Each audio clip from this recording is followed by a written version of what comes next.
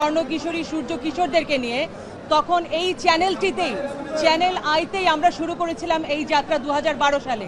2018-তে এসে এই অনুষ্ঠানটি হঠাৎ বন্ধ করে দেয়া হয়। একটি মামলা দায়ের হয়েছে। এই মামলার বাদী হয়েছে ফারজানা রশিদ গ্রাউনিয়া। উনি চ্যানেলের উপস্থাপিকা এবং স্বর্ণ কিশোরীর চেয়ারম্যান। শাইখ সিরাজ হয়েছে 1 নম্বর আসামি, চ্যানেলের বার্তা সম্পাদক। ওনার নির্দেশে এই মামলার বাদী 2018 সালে আন্দোলনকারীদের পক্ষে স্বর্ণ কিশোরীদের নিয়ে যখন অবস্থান নেয়, পরবর্তীতে আমি জানতে পারি ফরিদুর রেজা সাগরের লেখা সমকালে তিনি লিখেছেন শাইখ সিরাজ ঘটনাটি ঘটিয়েছেন। আমার অভিযোগ, এই অনুষ্ঠানটি বাংলাদেশের যে 2 কোটি কিশোর কিশোরী আছে তাদের প্রাণের অনুষ্ঠান। তারা এখানে ইনভেস্ট করেছে তাদের স্বপ্ন, তাদের শ্রম, তাদের মেধা, তাদের টাকা।